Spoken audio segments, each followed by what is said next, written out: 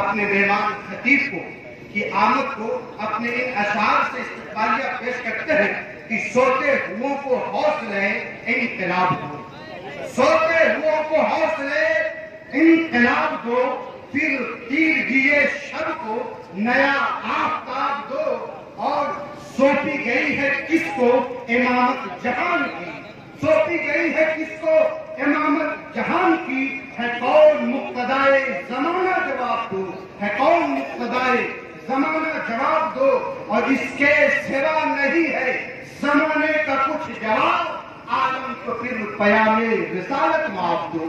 آئیے مبلغ سنی دعوت اسلامی خطیب حاضر عزیز خطیب اہل سنت حضرت علامہ سید امین القادری صاحب قبلہ کی آمد کو پوری زندگی کے ساتھ دونوں ہاتھوں کو بلند کر کے نعرہ تکبیر و رسالت سے استقبالیہ پیش کریں، مل کر نعرہ لگائیں، نعرہ تکبیر،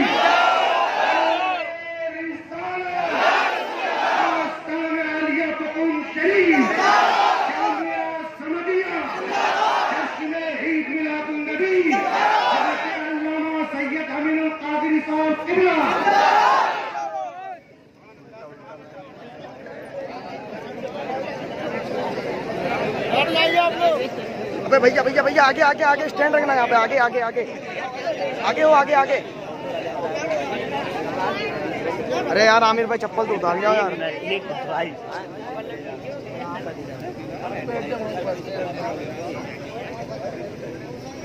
ابے ہمارا بیٹھک جگہ گل کر دیں۔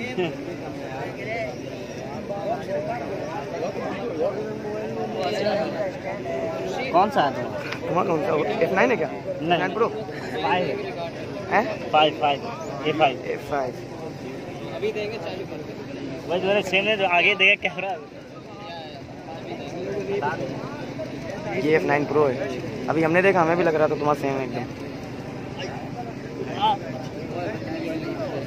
ارے اے بھیا اے اللہ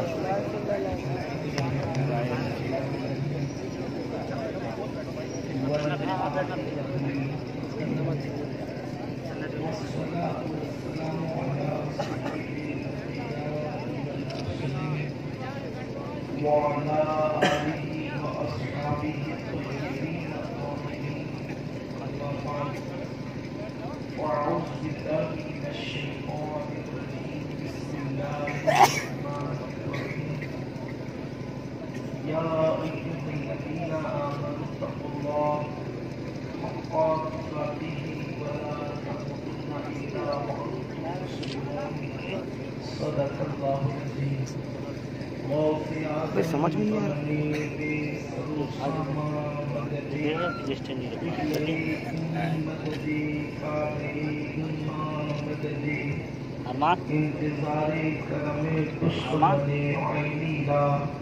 اے خدا جو خدا دل و خدا جان مددی، فقیر کا بے بلا افتاد کشی، فانوش استارات خوشی، وہاں کی خواجے عثمان بانو، مدد کن یا مدد چشی، مدد کن یا مدد چشی، مدد کن یا مدد چشی، ممبر پر جلوہ کر لائق ست تقریب واجب احترام بقیت الصلح سلمائے سید اختر میاں چشتی مقدس العالی، عالم بعمل حضرت اللہ مفتی انفاس الحسن صاحب قبلہ مقدس العالی، وہ جملہ عرش مقام سادات کرام، علماء قدر احترام، حاضرین محفل، عزت ماں پردہ نشین ماؤں اور بہنوں، السلام علیکم ورحمۃ اللہ وبرکاتہ۔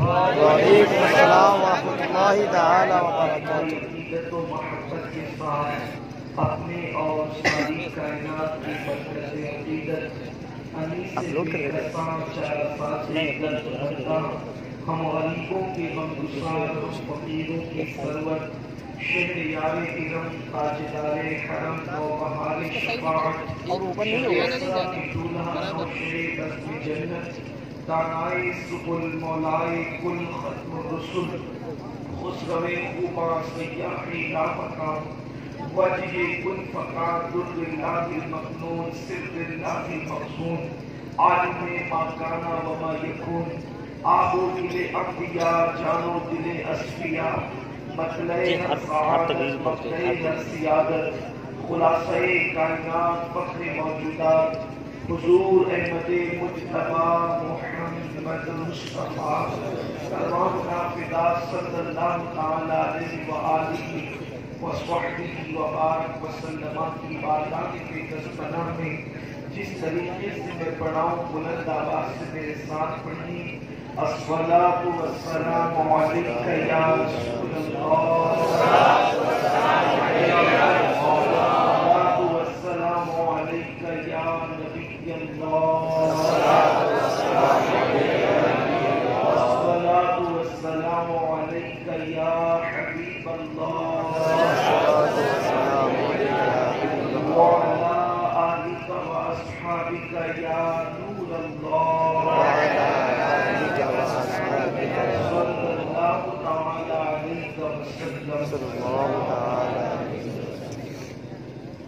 راہ پرخار ہے کیا ہونا ہے راہ پرخار ہے کیا ہونا ہے پاؤں افگار ہے کیا ہونا ہے تیرے بیمار کو میرے حساب تیرے بیمار کو میرے حساب رش لگاتار ہے کیا ہونا ہے اوروں سے چھپ کے لیے جس کے گناہ اوروں سے چھپ کے لیے جس کے گناہ وہ خبردار ہے کیا ہونا ہے وہ خبردار ہے کیا ہونا ہے دور جانا ہے روا دن تھوڑا کوچ تیار ہے کیا ہونا ہے کل وہاں دید کا دن اور یہاں آنکھ بیکار ہے کیا ہونا ہے اور کیوں رضا اڑتے ہو ہنستے اٹھو کیوں رضا اڑتے ہو ہنستے اٹھو جب وہ غفار ہے کیا ہونا ہے جب وہ غفار ہے کیا ہونا ہے الحمدللہ آج کہوارے علم و عمل سنگم شریعت و طریقت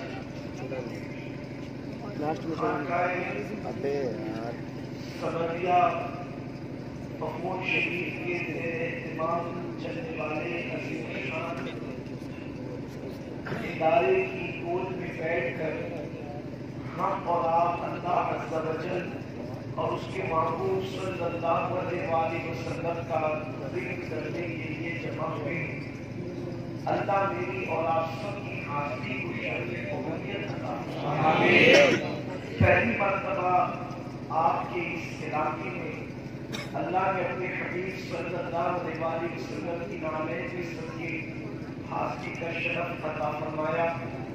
شاید مروت میں میں بلا لیا گیا ہوں یا شاید غلط فہمی کی بنیاد ورنہ میں طالب علم اور اتنے بڑے علماء کے سامنے میں کوئی گفتگو کرنے کا اہل نہیں۔ اگر میں کوئی بہت بڑا عالم یا خطیب بھی ہوتا تو یہاں ایسی قداور ہستیاں موجود ہیں کہ ان کے سامنے بولنا بے ادبی سے کم نہ تھا، لیکن بڑوں کی شفقتیں یقیناً نصیب ہوا کرتی ہے، اس لیے مجھے پیش کر دیا گیا۔ میں کوئی خطابت تو نہیں بلکہ اپنی قوم کے جوانوں کے سامنے صرف اپنا دل کا درد پیش کر کے آپ سے اجازت چاہوں گا۔ اللہ کی بارگاہ میں دعا ہے کہ میرا اللہ مجھے حق کہنے اور آپ تمام حضرات کو مقصود طرف پر عمل کرنے اور اسے عام کرنے کی توفیق عطا فرمائے۔ میرے پیارے آقا صلی اللہ علیہ وسلم کے پیارے دیوانوں، اس وقت پوری دنیا کے اندر قوم مسلم کے جو حالات ہیں اس سے ہم کوئی ناواقف تو نہیں. ہمارے سامنے بالکل چمکتے ہوئے دوپہر کے سورج کی طرح سارے حالات آیا ہے. کل کا دور نہیں ہے کہ انسان اگر شہر کے ایک کونے میں کوئی حادثہ ہو تو دوسرے کونے کا انسان اس سے بے خبر ہے، بلکہ یہ الیکٹرانک میڈیا کا دور ہے، یہ سوشل میڈیا کا دور ہے. اس دور میں حال یہ ہوتا ہے کہ 7 سمندر بعد کوئی بات ہوتی ہے تو پلک کے جھپکتے ہی سوشل میڈیا پر وہ چیز آ جاتی ہے اور لوگ اس سے بات خبر ہو جاتی ہے. میرے آقا صلی اللہ علیہ وسلم کے دیوانوں، اس وقت پوری امت اس اضطراب کا شکار ہے، اس وقت پوری امت بے چینی کا شکار ہے، اس وقت پوری امت بے قراری کا شکار ہے. اور مسلم کے حالات یہ ہیں کہ ایک جانور کی جتنی حیثیت ہے اس سے بھی کم حیثیت آج مسلمان کی ہو گئی ہے. اگر کسی کا جانور پکڑ کر کوئی اس کو ذبح کر دے تو اس پر تو لوگوں کی جان لے لی جاتی ہے، اس پر تو مقدمے درج کر دیے جاتے ہیں، اس پر تو احتجاج کیا جاتا ہے. لیکن اگر ہزاروں مسلمانوں کا قتل عام کر دیا جائے تو بھی مسلمانوں کو چیخنے تک کی اجازت نہیں دی جاتی، بلکہ اس پر بھی ان کو مجرم قرار دیا جاتا ہے. میرے آقا صلی اللہ علیہ وسلم کے نگاہوں ایسے حالات کے اندر مسلمان کبھی مایوس ہو جاتا ہے، کبھی ڈپریشن کا شکار ہو جاتا ہے، کبھی بے چین ہو جاتا ہے. یہ حالات بدلیں گے کیسے، حالات میں تبدیلی کیسے آئے گی، اور اس کے لیے کبھی ہم راستوں کو روک رہے ہیں، کبھی احتجاج کر رہے ہیں، کبھی دھرنے دے رہے ہیں، کبھی میمورنڈم دے رہے ہیں. کبھی ہم یہ سوچتے ہیں کہ فلاں کی حکومت جا کر اگر فلاں کی حکومت آ جائے تو ہمارے مسائل حل ہو سکتے ہیں. اچھی طرح یاد رکھنا، کسی سیاسی لیڈر کے پاس اپنے مسائل کا حل نہیں ہے، کسی سیاسی لیڈر کی چوکھٹ پر ہمارے مسائل کا حل نہیں ہے. دراصل بات یہ ہے کہ بیماری جو ہوتی ہے پہلے اس کے بارے میں جانچ کی جائے کہ مرض کیا ہے اور اس کے مطابق علاج کرایا جائے تو یہ علاج صالح طریقہ ہے، صحیح سخت میں ہے اور مریض اچھا ہو سکتا ہے. لیکن مرض کی جانچ کے بغیر اگر اندھا خود آپ علاج کرنے کی کوشش کریں گے تو مرض بڑھتا جائے گا، یہاں تک کہ ہلاکت کی نوبت بھی آ سکتی ہے، آپ تباہی کے تہاڑے پر بھی پہنچ سکتے ہیں. دراصل ہمیں یہ سوچنا ہوگا کہ حالات ایسے کیوں آئے ہیں کہ آج مسلمان در در کا بھکاری بن چکا ہے. میرے آقا صلی اللہ علیہ وسلم کے دیوانوں، اگر آپ مجھے اظہار حقیقت کی اجازت دیں اور اگر آپ برا نہ مانیں تو یہ بات میں آپ کے سامنے رکھنا چاہتا ہوں. اس وقت پوری دنیا کے اندر سب سے زیادہ کوئی شہید ہو رہا ہے تو وہ مسلمان ہے. اس وقت سب سے زیادہ غربت کی چکی میں اگر کوئی پس رہا ہے تو وہ مسلمان ہے. اس وقت سب سے زیادہ اگر موجوں کے اندر پوری دنیا میں کسی کی بیٹیاں بیچی جا رہی ہے تو وہ مسلمانوں کی بیٹیاں ہیں. سکھوں پر برقع پہن کر اگر کوئی قوم بھی مان رہی ہے تو وہ قوم مسلم کی بیٹیاں ہیں. میرے پیارے آقا صلی اللہ علیہ وسلم کے پیارے دیوانوں، نہ ہماری کوئی سیاسی حیثیت ہے، نہ سماجی حیثیت ہے، نہ تعلیمی حیثیت ہے. اللہ اکبر، کچرے سے بھی کم کی طرح ہماری حیثیت ہو چکی ہے. اس کی وجہ کیا ہے؟ اللہ اکبر. کبھی کوئی کہتا ہے دولت اکٹھا کر لو مسائل حل ہو جائیں گے. میں دولت کا انکار نہیں کرتا، دولت کی ضرورت سب کو ہے، ہر قوم کو ہے، لیکن کل کے مقابلے میں مسلمانوں کے پاس دولت آج زیادہ ہے. کوئی کہتا ہے ایجوکیشن حاصل کرو مسائل حل ہو جائیں گے. میں ایجوکیشن کا بھی منکر نہیں ہوں، لیکن کل کے مقابلے میں آج پڑھے لکھوں کی تعداد زیادہ ہے. میرے آقا صلی اللہ علیہ وسلم کے دیوانوں، کوئی کہتا ہے سیاسی اقتدار حاصل کر لو، یہ مل جائے گا وہ مل جائے گا. اچھی طرح یاد رکھنا میرے پیارے آقا صلی اللہ علیہ وسلم کے دیوانوں، اللہ رب العزت سے جب تک کہ رشتہ مضبوط نہیں کرو گے مسئلے کا حل ہو ہی نہیں سکتا. مسلمانوں کا حال یہ ہے، زبان سے کلمہ پڑھ رہے ہیں لیکن عمل جو ہے اللہ اکبر گویا کہ اس کا انکار کرتا نظر آ رہا ہے. اللہ کو خدا کہہ کر اپنی نفسانی خواہشات کو خدا بنا لیا گیا، اپنی نفسانی خواہشات کو خدا مان لیا گیا. میں پوچھنا چاہتا ہوں جو کام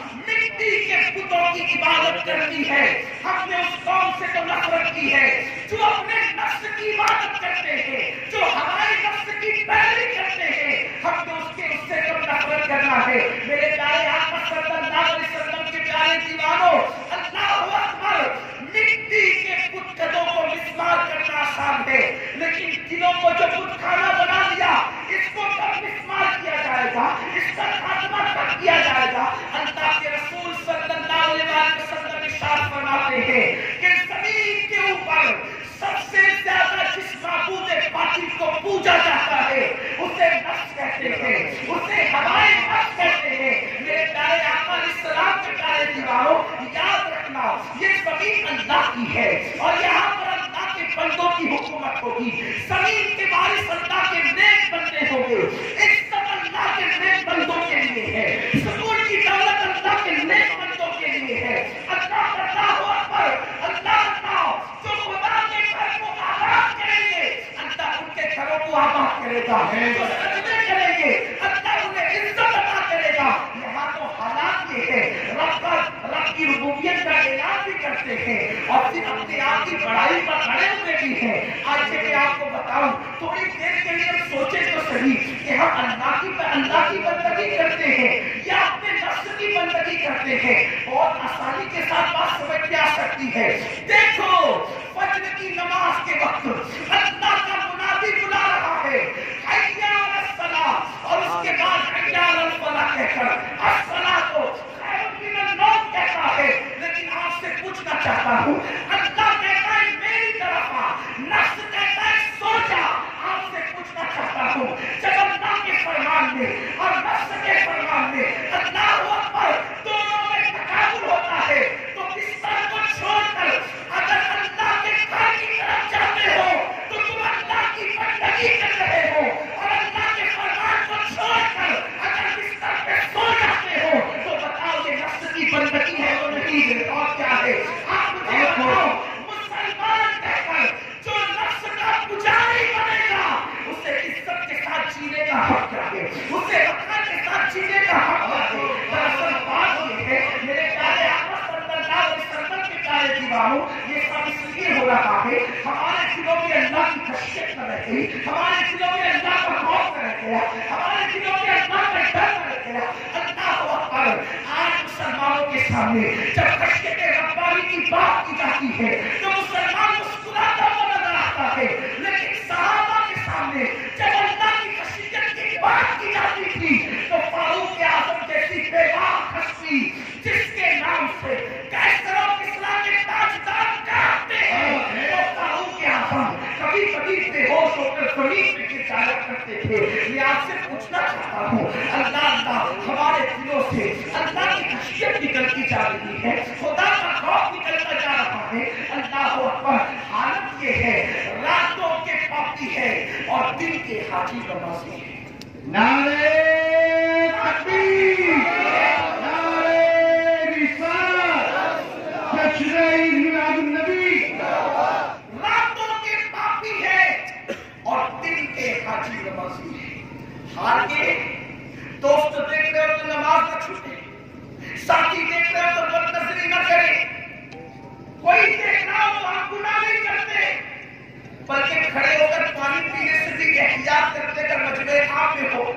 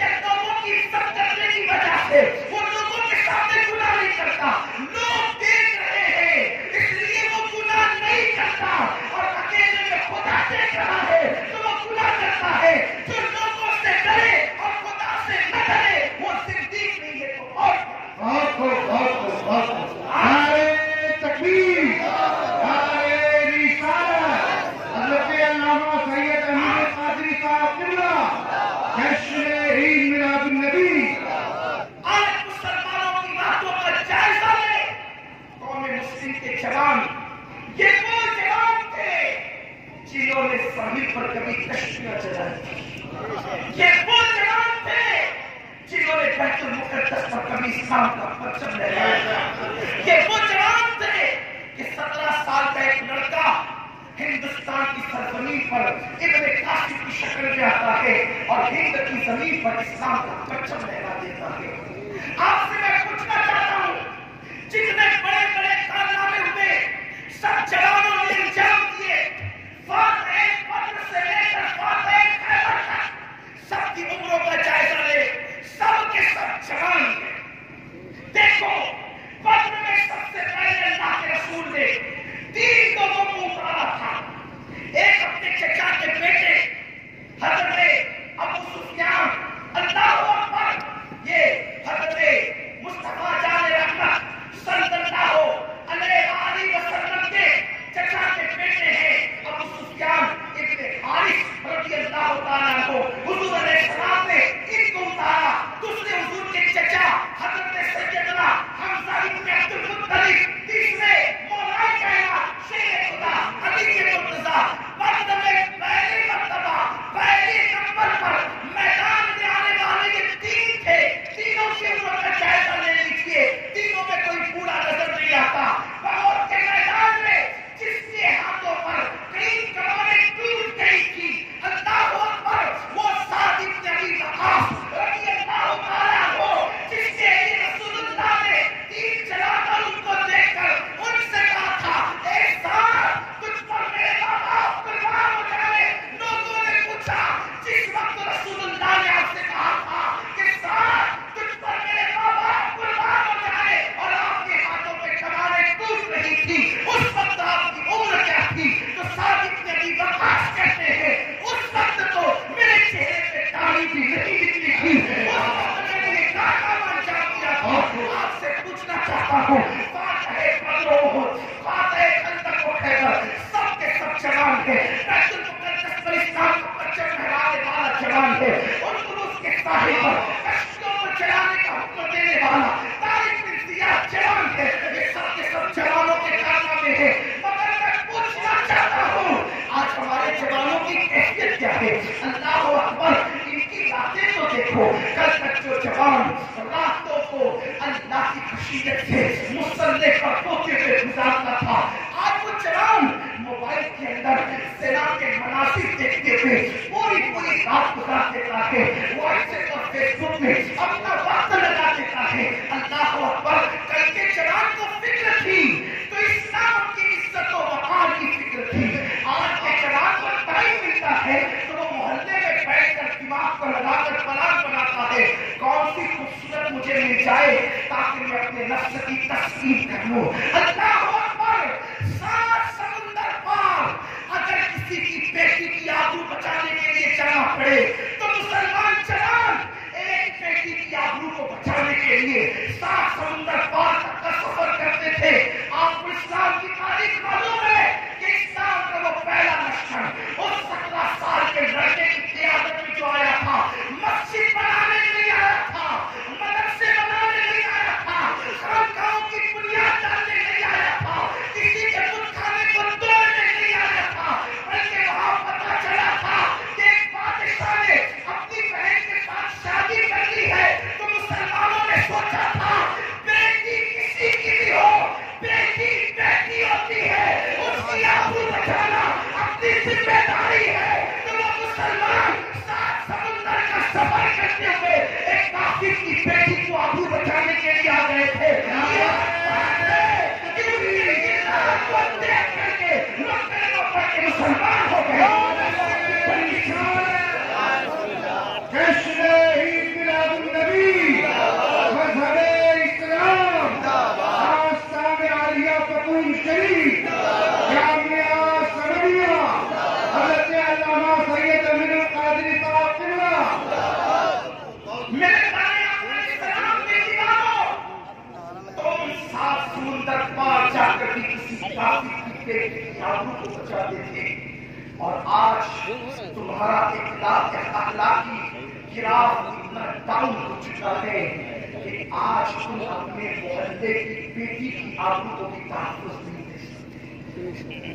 वो जवान जो फिल्मों को, सीरियलों को और सेना के मनासिब को देखकर इस कदर अखलाकी गिरावट का शिकार हो गया है कि नुक्कड़ पर बैठते ही इसलिए है कि मोहल्ले की लड़कियां दूसरे की देखते तक जिस कौम का जवान इतनी गंदगी का शिकार हो जाए फिर वो कौम कभी इज्जत नहीं पाती, वो कौम कभी वकार नहीं पाती। जवान किसी कौम का सरमाया होता है, जिस कौम के जवानों की निगाहों में तकद्दुस पैदा हो जाता है उस कौम की तारीख सुनहरी बरसों से लिखी जाती है। और जिस कौम का जवान आवारा ज़ानी और बिगड़ जाए उस कौम को सफाई हस्ती से मिटा दिया जाता है। किसी बहुत बड़े मुफक्किर का कौल है, जहां ज़िना होगा वो फना होगा, जहां ज़िना वहां फना। ज़िना करने वाली कौम के अंदर अगर अल्लाह का नबी भी मौजूद हो तो भी वो कौम नाकाम हो जाएगी। ये जुमला अगरचे बहुत बड़ा है आपके सामने, लेकिन मैं उसको हदीस से मुसय्यद करना चाहता हूँ। अगर मैं गलती करूंगा तो मेरी इस्लाह की जाएगी। कौम के दरमियान नबी मौजूद हो और कौम ज़ानी हो तो भी वो कौम कामयाब भी हो सकती। नबी के हुजूर के बाद भी ज़िना उतना बदतरीन है। क्या आप भूल गए वो तारीखी वाक़या जो कुरान और हदीस में अलग अलग अंदाज से मौजूद है लेकिन उसका मफ़हूम एक है। मैं उसी वाक़ये को, उस हदीस पाक को, उस रिवायत को अपने अल्फाज के जामे में मफ़हूम के तौर पर पेश करना चाहता हूँ ताकि मेरी कौम के वो जवान आज जो मुख्तलिफ ज़िनाओं के, मुख्तलिफ ज़िनाकारियों के शिकार हो गए, मैं हैरान उस कौम की दुआ कैसे कबूल होती जो मुंह से भी ज़िना करती है, उस कौम की आंखों में तासीर कैसे पैदा होगी जो आंख से भी ज़िना करती है। सेक्सी और गंदी बातें करना हदीस पाक में आया है कि ये ज़बान और मुंह का ज़िना है। जिनकी ज़बानें भी मुंह का ज़िना करें वो ज़बानें कैसे दुआओं की कबूलियत का सबब बन सकती। हैरत की बात है, हंसने की बात नहीं कि आप हंस करके उठ जाए। ये महफिल एहतिसाम है, तवज्जो करें। मैं बहुत देर तक आपके सामने कोई गुफ्तगू नहीं करूंगा, सिर्फ अपने दिल का दर्द रखने के लिए आया हूँ। मकबूल वालों, बहुत बड़ी सरजमीन पर आप रहते हैं और इंसान जितनी बड़ी जमीन पे रहता है उसकी जिम्मेदारी भी उतनी ज्यादा बड़ी हो जाती है। हुजूर हाफिज़ बुखारी के पड़ोस में, उनके कदमों में, उनके दियार में रहने वालों, अल्लाह ने बड़ा नसीब बनाया है। रिवायत जो पढ़ना चाहता था उसका मफहूम ये है, आप सबकी तवज्जो चाहता हूं। ख़वातीन इस्लाम मौजूद है, मैं उनकी भी तवज्जो चाहता हूं। कभी कभी तो ऐसा होता है कि औरत बेचारी पाक दामन होती है, क़यामत के दिन कुछ गुनाहों की वजह से उसको भी ज़ानी की हैसियत से उठाया जाए। पाक दामन होकर भी वो ज़नाकार औरत की हैसियत से उठेगी। हदीस पाक में आता है कि जो औरत बन सबर कर इस नियत से घर के बाहर निकले कि मर्द उसकी तरफ मुतवज्जे हो, हालांकि वो जिंदगी में कभी ज़िना न करे, लेकिन सिर्फ मर्दों को मुतवज्जे करने के लिए वो अतर भी न डाले, तो भी मेरे आका ने फरमाया क़यामत के दिन वो ज़ानी की हैसियत से उठाई जाए। अब गौर करें, आजकल तो औरतें सेट में इतनी रच बस करके निकलती है कि करीब से गुजरे तो चार लोग मुड़ करके देखें कि कौन जा रहा है। उम्मुल मोमिनीन आयशा सिद्दीक़ा रज़ियल्लाहु ताला अन्हा फरमाती है कि जब पर्दे का हुक्म आया तो अंसार की औरतें सुबह को मस्जिद में ऐसे आई, यूं लगता था जैसे काले कौवे, यानी सरों पर उन्होंने भद्दे रंग की काली चादरें डाल रखी थी। आजकल तो बुर्का भी इस शान से पहना जाता है कि न देखने वाला बंदा भी देखने में मजबूर हो जाए। बेल बूटे बुर्कों में, नग बुर्कों में, अलग अलग स्टाइल के बुर्के। याद रखना, इस्लाम ने बुर्का पहनने का हुक्म नहीं दिया, इस्लाम ने पर्दा करने का हुक्म दिया है। जो बुर्का तुम्हें बेआबरू कर दे वो बुर्का जायज नहीं रह जाता, बल्कि वो भी हुर्मतों की हदों पर पहुंच जाता है। बल्कि आज से तकरीबन 900 साल پہلے امام غزالی حجت الاسلام نے فتویٰ دیا تھا کہ ڈیزائن والے کرتے پہننا حرام ہے. آپ بتائیں 900 سال پہلے ڈیزائن کا رواج کتنا ہلکا پھلکا اور کس قدر ٹیڑھا میڑھا رہا ہوگا. ایسی ہلکی پھلکی ٹیڑھی میڑھی ڈیزائن والے کرتوں کو امام غزالی نے 9 صدیاں پہلے حرام کہہ دیا. اگر وہ آج کے کرتوں کو دیکھتے تو شاید آگ لگانے کا حکم دیتے. قوم کی بیٹیاں 5-5 ہزار کے کرتے پہن کر بھی آپ کو نہ بچا پا رہی ہے. وہ کیسی خواتین تھی جن کے دوپٹے میں 17 پیغام لگے ہوتے تھے، لیکن غیرت کا حال یہ تھا کہ ان کے دوپٹوں کو کبھی نامحرم بھی نہیں دیکھ پاتے. کیا خیال ہے رسول اللہ کی بیٹی کے بارے میں؟ سیدہ طیبہ طاہرہ خاتون جنت سیدہ فاطمہ الزہرا سلام اللہ علیہا، اللہ اکبر. ان کے بارے میں امام اہل سنت فرماتے ہیں جس کا آنچل نہ دیکھا مہور پہننے اس ندائی وضاحت پہ درخت و سلام. فاطمہ الزہرا وہ خاتون ہے جس کے دوپٹے کو کبھی چاند و سورج نے بھی نہیں دیکھا. آپ اندازہ کریں آج اس کی بیٹیوں کی غیرت کہاں چلی گئی. بہرحال عرض یہ کر رہا تھا کہ اللہ کے پیغمبر حضرت سیدنا موسیٰ علیہ السلام کو ایک بستی کی طرف جہاد کا حکم کیا گیا. دل کے کانوں سے سننا، حدیث پاک کا مفہوم پیش کر رہا ہوں، اپنے الفاظ کو جانو. اللہ کے پیغمبر کلیم اللہ حضرت موسیٰ علیہ السلام کو ایک بستی کی طرف حکم دیا گیا. بستی کے لوگ سرکش ہو گئے، باغی ہو گئے. اللہ سے انہوں نے گداری کی، لے جاؤ اور جا کر اس قوم پہ جہاد کرو تاکہ وہ بہتر اقتدار تک پہنچ جائے. حضرت موسیٰ علیہ السلام نے اعلان کیا اور کم و بیش 70,000 قوم کے جوان لے کر سرکار موسیٰ علیہ السلام اس بستی کی طرف روانہ ہوئے. جب حضرت موسیٰ علیہ السلام اس بستی کی طرف روانہ ہوئے تو بستی کے لوگوں نے جو سرکش اور باغی ہو چکے تھے اس بستی کے ایک عابد سے کہا کہ موسیٰ اپنی قوم کو لے کر کے آ رہے ہیں، ایک کام کرو آپ موسیٰ اور ان کی قوم کے لیے بددعا کرو. اس عابد نے کہا کہ میں موسیٰ اور ان کی قوم کے لیے بددعا کیسے کروں کیونکہ وہ تو اللہ کے پیغمبر ہیں. کہتے ہیں کہ انسان کی سب سے بڑی کمی کچھ ہوا کرتی ہے. جیسے اللہ کبھی انسان کی کمی تعریف ہوتی ہے کہ وہ تعریف کا بھوکا ہوتا ہے، کبھی وہ اقتدار کا بھوکا ہوتا ہے، کبھی وہ دولت اور پیسوں کا بھوکا ہوتا ہے. اللہ اکبر. وہ عابد نے جب انکار کر دیا کہ میں جناب کریم کے لیے بددعا کیسے کرنی کیونکہ وہ تو اللہ کے نبی ہے، اللہ کے پیغمبر ہے، تو قوم کے مالداروں نے کیا کیا؟ اللہ اکبر. اس کے سامنے جو دولت کا منہ کھول دیا اور دولت کے انبار لگا دیا. اس کو تحفے تحائف پیش کیے گئے. میرے آقا علیہ السلام کے دیوانوں، ہر تحفہ بھی قبول نہیں کرنا چاہیے، اس لیے کہ سیدنا فاروق اعظم نے فرمایا بعض تحفے لینے سے پہلے تھوڑا جانچ لیا کرو کیونکہ بعض تحفے خفیہ رشوت ہوا کرتے ہیں. میرے آقا صلی اللہ علیہ وسلم کے دیوانوں، اچھی طرح یاد رکھنا، آج کل ہم تحقق کی روایت بہت پڑھتے ہیں لیکن ذرا اس پر بھی توجہ رہے. میرے آقا صلی اللہ علیہ وسلم کے دیوانوں کہ کبھی کبھی تحفے خفیہ رشوت بھی ہوا کرتے ہیں. لینے سے پہلے سوچا کرو کئی سیاسی لیڈران آپ کا زمین خریدنے کے لیے تو کوئی تحفہ لے کر کے نہیں آئے ہیں، کبھی اپنی من کی بات کروانے کے لیے تو کوئی تحفہ لے کر نہیں آئے ہیں. مالدار کبھی آپ کی زبان خریدنے کے لیے تو تحفہ لے کر نہیں آئے ہیں. اللہ اکبر. اس عابد کے سامنے بہت سارے تحفے تحائف پیش کر دیے گئے اور اس کے بعد سے کہا گیا کہ آپ ان کے لیے بددعا نہیں کریں گے چونکہ انسان کا بندہ ہوتا ہے. وہ دولت کے بوجھ تلے دب چکا تھا، وہ تحفے تحائف کے بوجھ تلے دب چکا تھا. اس نے حیلہ کرنا شروع کیا. اللہ اکبر. اور بالآخر وہ حضرت موسیٰ ان کی قوم کے لیے بددعا کرنے کے لیے گھر سے نکلا. جس سواری پہ بیٹھا تھا جب وہ پہاڑ کی طرف لے جاتا وہ سواری بیٹھ جاتی، آگے نہیں بڑھتی. یعنی جانور کو بھی قدرت نے اتنا شعور عطا کیا ہے کہ جب نبی کی مخالفت میں سفر کیا جائے تو جانور بھی ساتھ نہیں دیتا. اللہ نے جانور کو بھی اتنا شعور عطا کیا لیکن اس نے اپنی سواری کو چھوڑ دیا. پھر آخر وہ شخص پہاڑ پہ چڑھا. اللہ اکبر. جہاں تک صوفیہ نے لکھا ہے کہ اس کو اس میں اعظم پر کیا تھا. اللہ اس نے جو ہے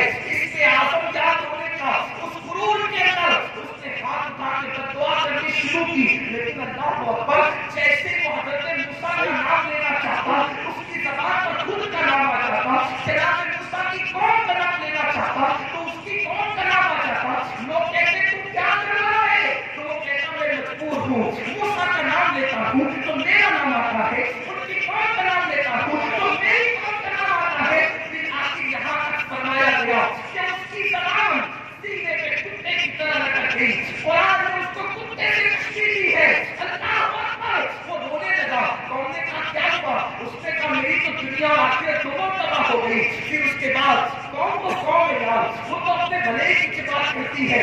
उससे कहा तेरा तौबा ये बता कि मूसा से मुकाबला कैसे करे। अब बात यहाँ आती है, मूसा की कौन से मुकाबला कैसे करे, तेरा तौबा मूसा की कौन से मुकाबला कैसे करे। उससे का एक काम करो, आप ध्यान से सुनना, वो तो तबाह हो गया, लेकिन कौन मूसा की तबाही का सामान उसने जो बताया है, आज तक यहूद और इस्लाम दुश्मन ताकतें उस पर अमल कर रही है। अल्लाह अकबर, उस शख्स ने कहा था कि अगर कौम मूसा को नाकाम करना है तो एक काम करो, अपनी कौम की खूबसूरत बेटियां ले जाओ और ले जा करके उस लश्कर के आसपास फैला दो, ताकि मूसा की कौम उनकी मोहब्बत में गिरफ्तार हो जाए, उनकी मोहब्बत में डूब जाए और वो जो है तुम पर जिहाद का ख्याल भी भूल जाए। अल्लाह अकबर, उन्होंने ऐसा ही किया। अहले फातिल की ये पुरानी आदत है कि मिशन से हटाने के लिए उन्होंने हमेशा औरतों का इस्तेमाल किया है, हुस्न का इस्तेमाल किया है, इसके मजाजी के कांटे हमारे रास्ते में फैलाए हैं। अल्लाह अकबर, जिस वक्त हजरत मूसा अपनी कौम को लेकर के एक मैदान में उतरे थे, उस वक्त इन्होंने खूबसूरत लड़कियों को नील उरिया यानी आधा नंगा करके, बड़ी माजूर के साथ में बुजुर्गों से माफी चाहते थे, मैं थोड़ा सा चाहे वो अवाम की सभा को उतर गुफ्तगू करने का आदि हूँ, नील उरिया भी कह सकता हूँ, लेकिन आधा नंगा कहूँ तो आपकी समाज पर बात नहीं होना चाहिए। बस मैं इतना चाहता हूँ कि मेरी गुफ्तगू जो है अहले मिंबर के लिए तो होती नहीं, इसलिए कि मैं तो आपके लिए आता हूँ। अहले मिंबर की मालूमात में कोई इजाफत मैं तो नहीं सकता, क्योंकि मेरे पास इस नतीजे तो है नहीं, लेकिन बात इतनी है कि सिर्फ मैं अपनी कौम के दो जगह और वो छोटे बच्चे जो कलम पकड़ने की सलाहियत भी नहीं रखते, खुदा करे मेरी बात उनके भी नहीं उतर जाए, ताकि वो घर जाकर अम्मी से न पूछे अम्मी ये नीम उनका कौन सी चिड़िया का नाम है। इसलिए मैं नहीं कहना चाहता हूँ कि उसने जब कहा था कि मूसा की कौम के इर्द गिर्द जो है अल्लाह अकबर खूबसूरत लड़कियों को फैला दो, वो नीम उनका यानी आधी नंगी लड़कियां करके हजरत मूसा की कौम जो लश्कर की शक्ल में थी उसके इर्द गिर्द फैला दी गई। आप जानते हैं इंसान जो मर्द है वो आग को, जो मर्द है वो मोम की तरह है और औरत जो है वो आग की तरह है। मोम आग के करीब किसी की तरह से जाएगा, पिघल जाएगा, अगर न पिघलेगा तो कम से कम नरम जरूर पड़ जाएगा। हाँ मेरे आका अलैहिस्सलाम के दीवारों, मेरे रसूल अलैहिस्सलाम अल्लाहु अकबर हज चतुल वदा के मौके पर काबे का दरवाजा पकड़ के रो रहे थे। हजरत अबू मूसा खड़ी कहते थे, पूछा गया या रसूल अल्लाह आप काबे का दरवाजा पकड़ के क्यों रो रहे थे? तो अल्लाह के रसूल ने फरमाया कि मुझे इस बात का कोई खौफ नहीं है कि मेरे बाद मेरी उम्मत मुशरिक हो जाएगी, मेरे बाद मेरी उम्मत मुशरिक नहीं होगी, लेकिन मुझे इस बात का डर है कि मेरे बाद मेरी उम्मत औरतों के फितने में मुब्तला हो जाएगी। बनी इसराइल के सबसे पहला जो फितना था वो औरतों का फितना था और मेरी उम्मत भी औरतों के फितने में हलाक हो गई। अगर मुझे याद रहा तो मैं इस पर गुफ्तगू आपसे जरूर करूंगा, ताकि आपको पता चले हमारी तबाही का असर सबब क्या है। लेकिन बात में ये मुकम्मल कर लूं, अल्लाह अकबर, वो नीम उरिया लड़कियां जब आसपास बिखेर दी गई, एक जवान हजरत मूसा अलैहिस्सलाम के लश्कर से एक खूबसूरत लड़की को उठा करके उसको गोद में रख करके लाता है। हजरत मूसा के सामने उसको रख कर कहता है, अल्लाह के करीम, इस लड़की पर मेरा दिल आ गया है, इजाजत से मैं इसके साथ निकाह करूंगा। अल्लाह के करीम ने फरमाया, हम यहाँ शादियां करने नहीं आए, हम जिहाद करने आए। जब तक अल्लाह के हुक्म पे अमल नहीं होगा उस वक्त तक मैं कोई दूसरा काम करने की इजाजत नहीं दे सकता। इसलिए कि जनाब मूसा की कौम के लिए अहकामात और थे, हमारी कौम के लिए उम्मत मोहम्मदिया की उसमें कुछ तरकीब है, उसकी तरफ भी नहीं जाता। लेकिन मेरे आका अलैहिस्सलाम के दीवारों उन जवान ने कहा इस लड़की के साथ निकाह कर दे। फरमाया कि हम निकाह के लिए नहीं आए हो, हम अल्लाह के हुक्म पे अमल करने के लिए आए हो। जब तक अल्लाह के हुक्म पे अमल नहीं होगा उस वक्त तक कोई काम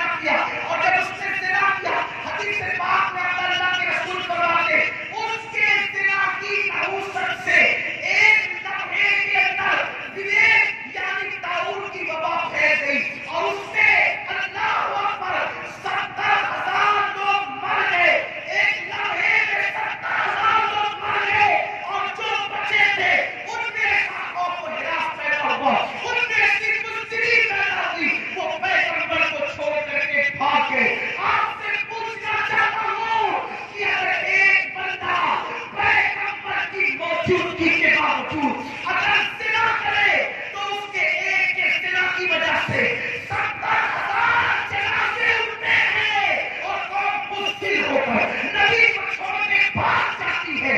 آج سے میں پوچھنا چاہتا ہوں جہاد نہیں ہوتا, میدان چھوڑ کے واپس لوٹنا پڑتا ہے. مجھے بتاؤ جس لشکر کی قیادت اللہ کا کریم جیسا پیغمبر کر رہا ہو, اگر اس میں ایک ظالم ہو تو میدان چھوڑ کر کے واپس جانا پڑتا ہے. آج ظاہری طور پر اس قوم کی قیادت کوئی نبی تو نہیں کر رہا ہے, پھر جنازے کیوں اٹھ رہے ہیں؟ اس کی وجہ یہ ہے ایک جنا کرے تو 70,000 جنازے اٹھتے ہیں. یہاں تو پوری قوم ہی زنا میں ڈوب گئی ہے.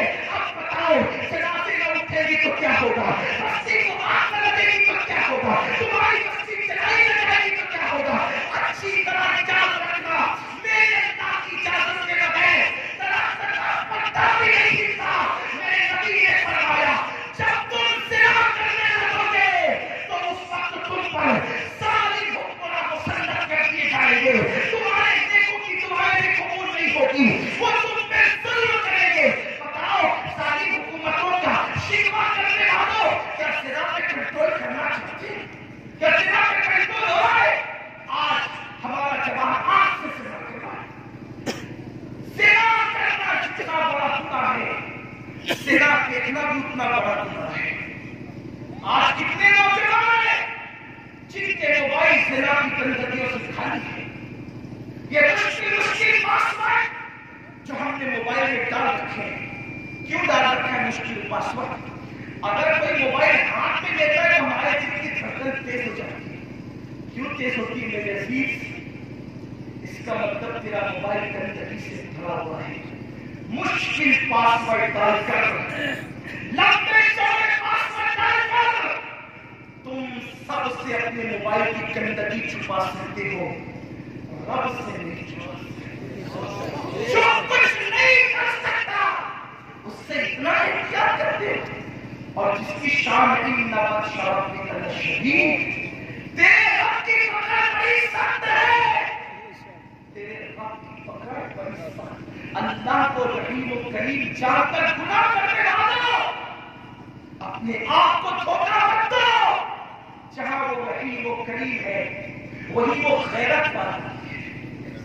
اس کی غیرت سے بھی کرو, اس کی خوبصورت تدبیر سے بھی کرو.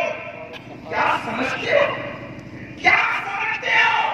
اللہ اکبر رحیم و کریم ہے, ستار و غفار ہے, غیرت والا ہے, غلبے والا ہے, قہار چکا ہے. جو لنگڑے مچھر سے نمرود کو ہلاک کرتا ہے اسے اللہ کہتے ہیں. جو فرعون کو دریا میں غرق کرتا ہے اسے اللہ کہتے ہیں. جس نے یزید کی قبر کے نشان بھی مٹا دیے اسے اللہ کہتے ہیں. بڑے بڑے بادشاہوں کی قبروں کا نشان جو مٹا دے, اللہ کی غیرت کو چیلنج مت کرنا, اس کے غضب کو چیلنج مت کرنا. جب اس نے بڑے بڑے بادشاہوں کو ہلاک کر دیا, تم تو تاجر ہو, جوانی پہ غرور کر کے نافرمانی کر رہے ہو, دولت پہ غرور کر کے نافرمانی کر رہے ہو. آؤ آپ کو بتاؤں, آپ میرا جواب بڑی آسانی سے کہتے ہیں مولانا اللہ کریم ہے, اللہ کریم ہے. اور کچھ لوگ ایسے بھی کہتے ہیں کہ ارے کیا فکر کرنے کی ضرورت ہے, ہم تو دوست صاحب کے مرید ہیں, غریب نواز کے مرید ہیں, ہم نہ بخشے جائیں گے تو کون بخشے جائے گا؟ غوث پاک غریب نواز کی عظمت اپنی جگہ, نسبتوں کا احترام, نسبتوں کا کام آنا بھی اپنی جگہ. جن کے قدم چومتے تھے نا 200 خواجہ, آؤ ان کی بات کرتا ہوں. بلکہ جن کے قدم, جن کی جوتیاں سر پہ رکھ کر کے وہ فخر محسوس کرتے تھے 200 خواجہ, اس کی بات. امام اعظم کا بھی امام, امام اعظم, استاد امام اعظم, امام الائمہ, کاشف الامہ, اہل بیت کے چھٹے امام سیدنا امام جعفر صادق رضی اللہ. کم نصیبی سے کچھ جاہل ان کو شیعوں کا امام کہتے ہیں. یاد رکھنا, شیعوں کا کوئی امام نہیں ہو سکتا, اس لیے کہ جس کا امام ہو وہ گمراہ نہیں ہو سکتا. امام تو سارے ہمارے ہیں, امام شاکر بھی ہمارے ہیں, امام جعفر بھی ہمارے ہیں, اور آخری میں جو امام ہے وہ امام مہدی ہے.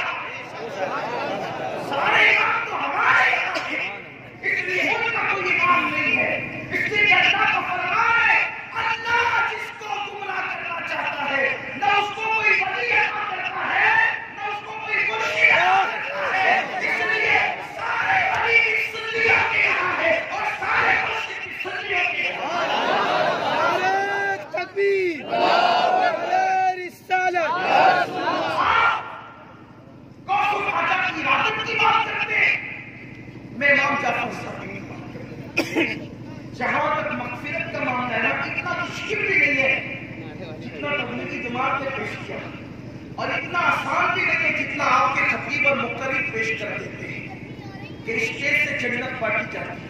اگر آپ سماعت پر بات نہ دے تو مجھے آپ معاف کر دیں. آج تو یہ بھی کہا جاتا ہے کہ نام کا شیر سن کے سبحان اللہ کہہ دو، بلا حساب جنت میں جاؤ گے. مجھے حیرت ہے اگر جنت اتنی سستی ہوتی تو پھر امیر حمزہ کا کلیجہ نہ چلایا جائے.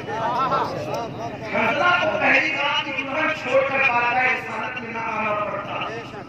اتنی سستی نہیں ہے جنت جتنی ہم نے بنا لی ہے. اتنی مہنگی بھی نہیں ہے جتنا خارجی جتنی مہنگی کر دیتے. ہمارے یہاں اہل سنت کے یہاں اعتدال ہے. ہم افراط و تفریط سے پاک ہے. لیکن سنو، داتا صاحب نے لکھا ہے جس کے مفہوم کو میں آپ کے سامنے پیش کر رہا ہوں کہ حضرت امام جعفر صادق جو اہل بیت کے چھٹے امام، یہ وہ سید ہے جس کا نسب نامہ سنی کے بچے بچے کو یاد ہے.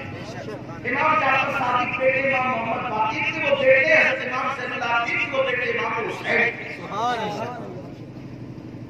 یہ امام جعفر صادق اپنے مرید اور اپنی بیٹھک کے لوگوں سے، دوستوں سے ہاتھ میں ہاتھ لے کے وعدہ لیتے تھے، اگر تمہاری بخشش ہو گئی تو میری سفارش کرنا. کون امام جعفر صادق جو غوثیت کبریٰ کی منزل پہ فائز تھے. امام اعظم جس کی جوتیاں سیدھی کر کر کہتے کہ اگر امام جعفر صادق کا ساتھ نہ ہوتا تو نومان ہلاک ہو گیا ہوتا. سوچو، بہلول دانا جیسا مجذوب جس کی بارگاہ میں ہاتھ باندھ کر آتا ہو، وہ جنت کے گھروندے زمین پہ مٹی کی شکل میں بنا کر زبیدہ کو بیچنے والا بہلول، جس کی دانائی پر بڑے بڑے داناؤں کی دانائی سجدہ ریز ہے، وہ بہلول امام جعفر صادق کی بارگاہ میں ہاتھ باندھ کر آتا ہے. امام اعظم جیسا جس کی جوتیاں سیدھی کرے، غوث و حاجت جس کے نام پہ گردن جھکائے، وہ امام جعفر صادق لوگوں سے کہتے ہیں اگر تمہاری مغفرت ہو گئی تو تم میری سفارش کرو. لوگ کہتے ہیں آپ تو آل رسول ہے، آپ تو سید ہے، آپ تو ابن رسول ہے، آپ کے نام تو شفیع المرسلین ہے. امام جعفر صادق کہتے ہیں رونا نہیں ہے کہ ہمارے رسول ہے، اس لیے کہ ہمارے اعمال ایسے نہیں ہے کہ یہاں اپنے نام کو پوچھے. امام جعفر صادق کی فکر ہے.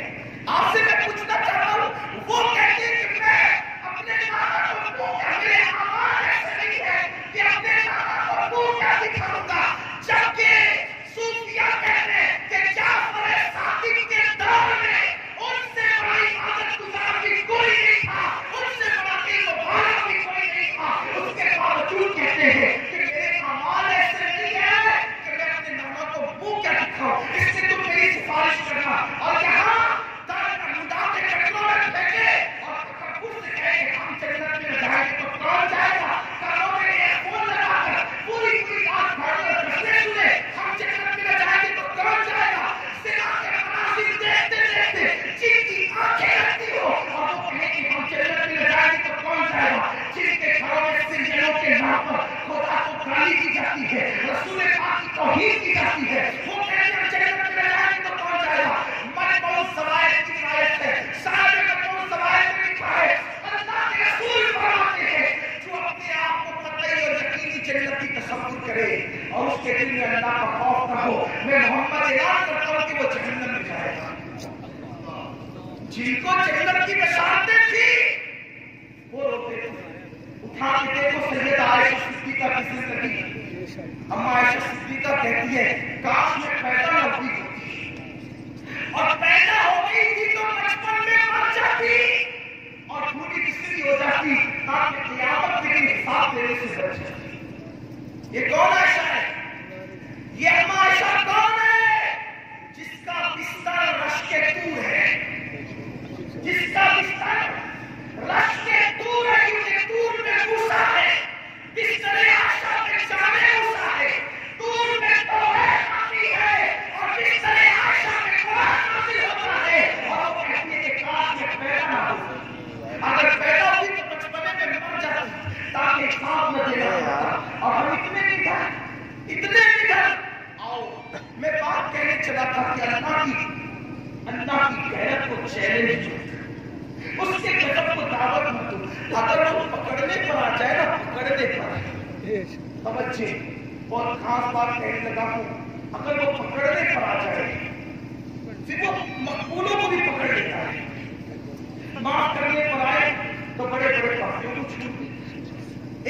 ہم پڑھتے ہیں اکثر ایصال ثواب کے باب میں، ایک طالب علم کی حیثیت سے میری کوشش ہے کہ میں اس کو دوسرے انداز سے آپ کی خدمت میں پیش کروں۔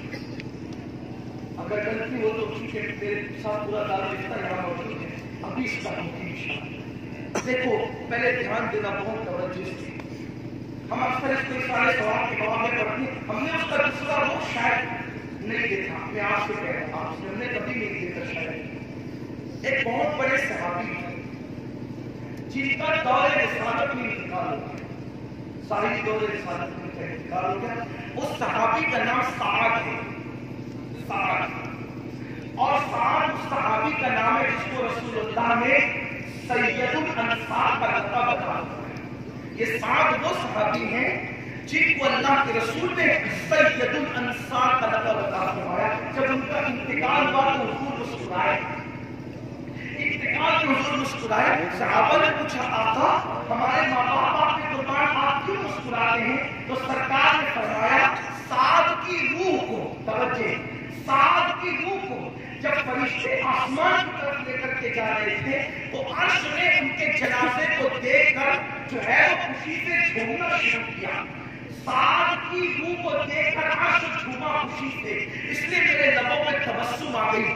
کیوں؟ اس لیے کہ امام اہل سنت نے اس طرح بھی بیان کیا ہے اس کو کہ جب کوئی مومن دنیا سے جاتا ہے تو زمین اور آسمان کی کیفیت کیا ہوتی ہے کہ فرش پر، کہ عرش پر دھومے مچے وہ مومن صالح ملا، عرش پر دھومے مچے وہ مومن صالح ملا، فرش پر ماتم مچے وہ طیب و طاہر گیا۔ تو عرش جھوما خوشی سے کہ وہ مومن صالح ملا۔ اب سننا، جس کو سید الانصار کا لقب کوئی جلسے کا ناظر نہیں، امام و نبیوں کا امام، جلسے کے ناظر سے لقب پانا بڑا آسان ہے۔ نبیوں کا امام جس کو سید الانصار کہے، یعنی جنہوں نے رسول اللہ کی نصرت کی تھی ان کا سردار، مہاجرین کو جنہوں نے اپنے گھروں میں پناہ دی تھی ان کا سردار، اور پھر جس کے جنازے کو دیکھ کے عرش خوشی سے جھومے وہ سعد۔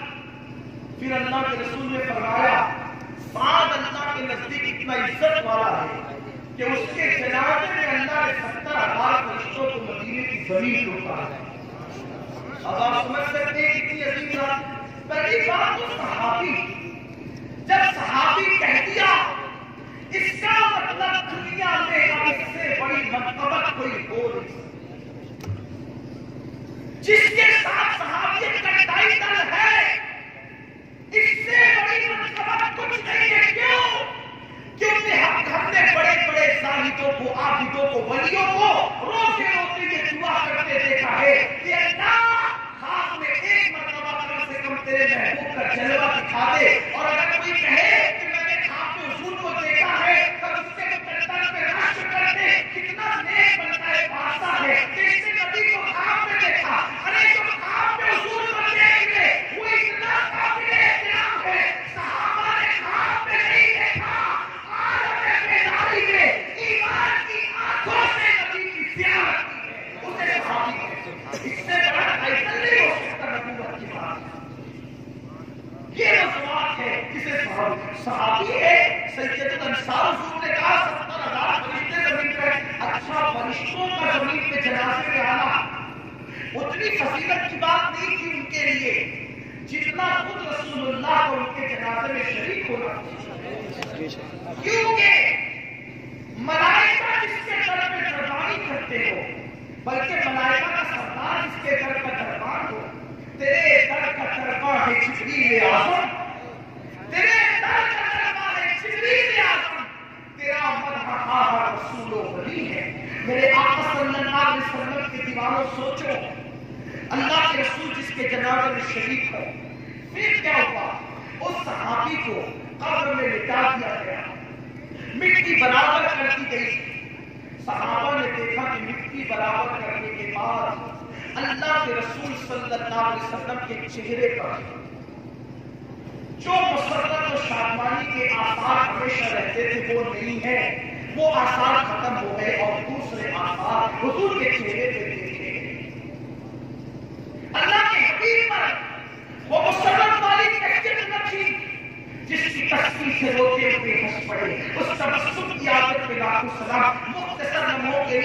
تبسم حضور کے لبوں سے ہٹ گئے، چہرے پر کچھ الگ سے آثار ظاہر ہوئے. صحابہ کرام کے منظر دیکھ کر اللہ کے رسول علیہ السلام و تسلیم کی طرف متوجہ ہوئے.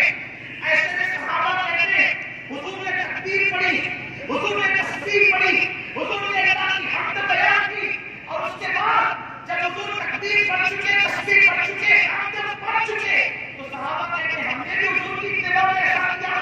اور پھر تھوڑی دیر گزری تھی کہ اللہ کے رسول کے چہرے پر مسرت آ گئی اور چہرہ خوشیوں سے چہروں تمتمانے لگا. ایسا لگا جیسے چوٹی کا رات چمک پڑا، یا کسی گلستان کے اندر چہرہ لالا نے اپنے چہرے سے گویا کہ نقاب کو ہٹا دیا، یا کسی گلستان کے اندر گلاب کھل گیا ہو. ایسے میں صحابہ کرام چونکہ حضور کی کیفیت دیکھتے تھے تو حضور سے پوچھ لیا کرتے تھے. صحابہ نے عرض کیا یا رسول اللہ ہمارے ماں باپ آپ کے قربان، حضور یہ بتائیں یا رسول اللہ یہ بتائیں کہ آپ کے چہرے پر سرکار تھوڑی دیر کے لیے کچھ نہ کچھ بیماری کے آثار ہم نے دیکھے تھے، سرکار اس کی وجہ کیا تھی؟ اور پھر آپ تکبیر پڑھی، تسبیح پڑھی، اللہ کی حمد بیان کی آقا، اور اس کے بعد پھر آپ کے چہرے پر حسن ثابت چہروں خوشی کے آثار ظاہر ہو گئے. میری قوم کے جوانوں، اللہ رب العزت کے غضب کو چیلنج کرنے والوں، آؤ آؤ دل کے کانوں سے سنو. کسی حاجی نمازی کی بات نہیں ہو رہی ہے، جامع مسجد کے اندر نماز پڑھنے والے کی بات نہیں ہو رہی ہے، رسول اللہ کے پیچھے نماز پڑھنے والے کی بات ہو رہی ہے، جس میں کسی قاری سے نہیں، کسی مدرسے کے قاری سے نہیں، آمنہ کے لال صاحب قرآن سے جس نے قرآن پڑھنا سیکھا ہو، جو ڈائریکٹ رسول اللہ کا شاگرد ہو، اللہ اکبر، جس نے اسلام کے لیے بڑی قربانیاں پیش کی ہو. اللہ اللہ میرے قریب آقا سے پوچھا گیا یا رسول اللہ آپ کے چہرے پر فضائل افسردگی کے آثار کیوں ظاہر ہوئے تھے؟ تو سرکار نے فرمایا اے میرے صحابہ، اے میرے صحابہ، تمہارے اس نیک بھائی پر، تمہارے اس نیک بھائی پر حضور نے کہے. اگر کسی بدکار کو بھی حضور نیک کہتے تو وہ نیک ہو گیا، تمہارے منہ سے جو نکلی وہ بات ہو گئی، لیکن وہ تو واقعہ کرتے تھے. فرمایا تمہارے اس نیک بھائی پر اس کی قبر تنگ ہو گئی. یہ تاریخ امت کے لیے بتایا جا رہا ہے، ورنہ صحابہ کی شان سے بہت بڑی، ان پر جہنم کی آگ حرام ہے. اللہ نے ان کے ساتھ حسنہ کا وعدہ کیا، وَقُلْ وَعَدَ اللَّهُ الْحُسْنَى، رضی اللہ عنہم ورضوان کے لیے کہا گیا. بلکہ سنیوں کا عقیدہ ہے کہ جیسے جنت کا ہونا یقینی ہے ویسے ہر صحابی کا جنتی ہونا یقینی ہے. لیکن سنو، اللہ کے رسول فرمائے ہوش سے سنو، غور سے سنو، جنت کے جاگیردار اور ٹھیکیدار بننے والوں، جنت اپنے باپ کی ہے کہہ کر گاڑیاں اٹھا کر پیٹوں میں پھینکنے والوں، مسجدوں کو ویران کرنے والوں، اللہ کے رسول فرماتے ہیں تمہارے اس نیک بھائی پر اس کی قبر تنگ ہو گئی اور قبر نے اس کو دبانا شروع کیا. جب قبر نے اس کو دبانا شروع کیا تو میرے چہرے پر افسردگی کے آثار تھے. میں آپ سے پوچھتا ہوں قبر کسے دبا رہی ہے؟ جس کو سید الانصار کا لقب ملا، جس کے جنازے میں 70,000 فرشتے، حتیٰ کہ نبیوں کے امام حاضر ہے، قبر دبا رہی ہے. قبر ان کو دبا رہی ہے. ان کا بیٹا تو پار ہے لیکن تعلیم امت کے لیے بات کی گئی. ان کی شان بڑی عظیم ہے. سرکار فرماتے ہیں تمہارے ایک بھائی کو جب قبر دبانے لگی، اس کی قبر تنگ ہو گئی تو میرے چہرے پر افسردگی کے آثار تم نے دیکھے تھے. میں نے تکبیر پڑھی، تسبیح پڑھی، حمد کی، تو اللہ نے اس کی برکت سے ان کی قبر کو کشادہ. ان کا مسئلہ ہے لیکن اب بات اپنی ہے. ان کی قبر تنگ کیوں ہوئی تھی؟ 70,000 فرشتوں کے نزول کے بعد، امام الانبیاء کی حاضری کے بعد، توجہ کرنا، دھیان دینا، کیوں قبر تنگ ہوئی تھی؟ تو بعض محدثین نے اس کی وجہ یہ بیان فرمائی. وجہ تو اور بھی لوگوں نے لکھی لیکن مجھے سب سے زیادہ جو وجہ پسند آئی ہے وہ اپنے ذوق کے مطابق پیش کر رہا ہوں۔ بعض محدثین نے یہ وجہ نہیں کی، بہت محتاط انداز سے انہوں نے وجہ نہیں کی کہ وہ صحابی بکریاں چراتے تھے، وہ صحابی بکریاں چراتے تھے اور بکریاں چرانے میں اتنے منہمک ہو جاتے تھے، مصروف اور بزی ہو جاتے تھے کہ بکریاں چراتے ہوئے ان کو اس مصروفیت میں اس کا خیال نہیں رہتا تھا کہ بکریاں پیشاب کرتی ہے تو پیشاب کے چھینٹے ان کے جسم پر آ کر رکھتے ہیں، یعنی وہ پیشاب کے چھینٹوں سے لاشعوری طور پر نہیں بچتے تھے، لاشعوری طور پر بے خیالی میں وہ بکری کے پیشاب کے چھینٹوں سے نہیں بچ پاتے تھے، تو ان کے جنازے میں حضور کی شرکت ہوئی، 70,000 فرشتوں کی شرکت ہوئی، عرش جس کو دیکھ کر کے جھوما، سید الانصار کا لقب ان کو ملا، صحابیت کا ٹائٹل ان کے پاس تھا، اللہ اکبر، اس کے باوجود قبر تک ہو گئی۔ اب آپ سے میں پوچھنا چاہتا ہوں کہ پیشاب کے چھینٹے کیا ہیں؟ اگر چند چلو پانی سے اس کو دھو لیا جائے تو جسم پاک ہو جاتا ہے، اگر صحابی لاشعوری طور پر پیشاب کے چھینٹے سے نہ بچے تو تعلیم امت کے لیے، امت کو تعلیم دینے کے لیے ان کی قبر تنگ ہو رہی ہے اور قبر ان کو دبا رہی ہے۔ آپ مجھے بتائیں پیشاب کا چھینٹا اتنا گندا نہیں ہے جتنا زنا کا گناہ گندا ہے، جتنا جمعے کا گناہ گندا ہے، جتنا بدنظری کا گناہ گندا ہے، جتنا بے نمازی پن کا گناہ گندا ہے۔ اس لیے کہ پیشاب کے چھینٹوں کو چند چلو پانی سے دھو لو تو چاروں مسلک حنفی، شافعی، مالکی، حنبلی سب کہیں گے کہ پانی سے دھو لیا تو پاک ہو گیا۔ مجھے بتاؤ جو پیشاب کے چھینٹوں کو پانی پاک کر سکتا ہے وہ فضا کو پاک کر سکتا ہے، اس میں اگر صحابی لاشعوری طور پہ گرفتار ہے تو قدرت ان کی قبر کو دبا رہی ہے تعلیم امت کے لیے، اپنے محبوب کی امت کی تعلیم کے لیے، تو وہ گناہ جس کے دھبے تقدیر میں لگ جائے تو 7 سمندروں کا پانی بھی اس کو دھل نہیں سکتا۔ دل میں لگے ہوئے گناہ کے کھپوں کو اپنے آپ سے پوچھتا ہوں کہ وہ پیشاب کے چھینٹوں سے نہ بچے تو قبر وہاں دبا رہی ہے۔ ہم تو گناہوں سے نہیں بچتے، قبر میں اپنا حال کیا ہوگا، اپنا انجام کیا ہوگا؟ آپ سے پوچھنا چاہتا ہوں میرے عزیز، ہم تو 200 خواجہ سے نسبت رکھتے ہیں، وہ تو 200 خواجہ کے بھی آقا ہے، اللہ اکبر، وہاں قبر دبا رہی ہے تو ہمارا انجام قبر میں کیا ہوگا؟ اس لیے میرے نادان نہ بنو، میرے پیارے آقا صلی اللہ علیہ وسلم کے دیوانوں، اللہ سے ڈرو، خدا کا خوف دل میں پیدا کرو اور اپنی گفتگو کو سمیٹتے ہوئے عرض کروں میرے بھائی صحابہ کرام تو اللہ کے خوف کی باتیں بار بار سنتے تھے تاکہ دل میں اللہ کی خشیت پیدا ہو جائے، اللہ کا خوف پیدا ہو جائے۔ دو باتیں کر کے بات مکمل کرتا ہوں۔ حضرت فاروق اعظم اللہ سے اتنا ڈرتے تھے کہ آپ بار بار روتے رہتے تھے، مسلسل روتے رہتے تھے، تو مسلسل رونے کی وجہ سے آپ کے چہرے پر آنسوؤں کے نشان پڑ گئے تھے، اتنا روتے تھے اللہ کی خشیت سے۔ ایک مرتبہ حضرت کعب سے کہنے لگے، اے کعب ذرا مجھے ایسی باتیں سناؤ جس سے میرے دل میں اللہ کا ڈر اور پیدا ہو۔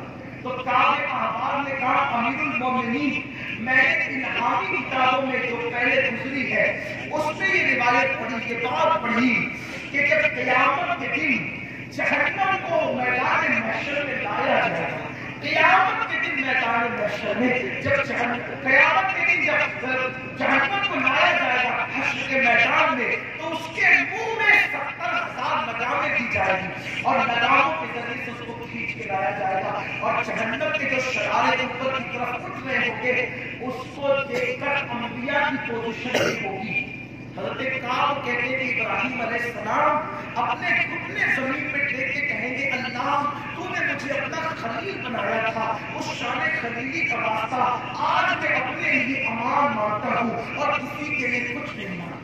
یعنی قربانی کر کے، نماز پڑھ کے، روزے رکھ کر تکبر نہیں کر سکتے کہ ابراہیم کو قربانی کرنے والے کی ذات ہے، ہم تو جانور کی گردن پہ چھری چلاتے ہیں، جس نے اللہ کی محبت میں بیٹے کی گردن پہ چھری رکھی، ہم تو مسجدوں میں چندہ دیتے ہیں، جس نے اللہ کا کعبہ بنایا وہ ابراہیم، اللہ اکبر، وہ خلیل جس کو خدا نے خلیل بنایا، وہ کہیں گے گھٹنے ٹیک کے قیامت کی زمین پہ، اللہ آج ابراہیم اپنے لیے امان، کسی کے لیے کچھ نہیں مانگتے، ابراہیم اپنے لیے امان۔ ہم کس है, किस बला की मैं से है सच्चार हम, दिन ढला होते नहीं होशियार हम, जिनकी जिंदगी मासूमियत में गुजरी, इस्मत पर जिनकी इस्मत पर हिम्मत का इजमा है, वो घुटने टेक जमीन पे कहे अल्लाह आज हम अपने लिए अमान चाहते किसी के लिए कुछ नहीं। उस दिन जनाब मूसा अलैहिस्सलाम की कैफियत ये होगी, काफी आवाज का मूसा जमीन पे घुटने रख के कहेंगे अल्लाह जो मुझे दूध में बुला बुला के तो प्यारी प्यारी बातें करता था मौला, उन बातों का वास्ता शाने कलीमी देने का वास्ता मिल जाने की तूरी ऐमन वक़र रखना हो वक़र रखना हो नतीजा, जिसके लिए फरमाया गया कि मूसा दूर के दाई तरफ आ ताकि मैं तुझसे प्यार भरी बातें करूं, तुझसे सरगोशी करूं। हज़रत मूसा करीम कहेंगे मौला आज मैं किसी के लिए कुछ नहीं मांगता मेरे अल्लाह, आज तो बस मैं अपने लिए अमान चाहता हूँ, तू अपने मूसा को अमान दे दे। मेरे आका इस्लाम के दीवानों, फज्र की नमाज में बिस्तर पे सोने वालों, माथे पर शिकन भी नहीं आता खुदा के घर को वीरान करके, अपना हाल क्या होगा? मूसा जैसा करीम अल्लाह का करीम पैगंबर राज करेगा मौला आज मुझे अमान अता कर दे। मेरे भाई को अपना हाल क्या होगा? हम तो गालियां दे रहे हैं, हम तो झूठ बोल रहे हैं, वो मजहब जिसमें झूठों पे लानत की गई है, जिसके बारे में कहा गया कि मुनाफिक झूठ बोलता है, मोमिन झूठा नहीं हो सकता। अल्लाह अकबर फरमाया मेरे आका ने कि जो झूठ बोलता है फरिश्ता एक दिन दूर हट जाता है, अल्लाह अकबर उसकी बदबू से। आपसे पूछना चाहता हूँ सुनियो, मेरे नबी ने फरमाया कि मजाक में भी झूठ मत बोलो, मजाक में भी झूठ बोलना हराम है। और आज झूठ बोलना कोई है नहीं है लोगों की तरह, बल्कि अब तो लोगों ने काफिरों की तरह मुकम्मल एक त्योहार निकाल दिया है झूठ बोलने का। क्या ये यहूद और नसारा की तरफ से, यहूद और नसारा अगर कोई नेकी करे तो अल्लाह के रसूल ने उनकी नेकी के साथ मुशाबिह भी बना दिया।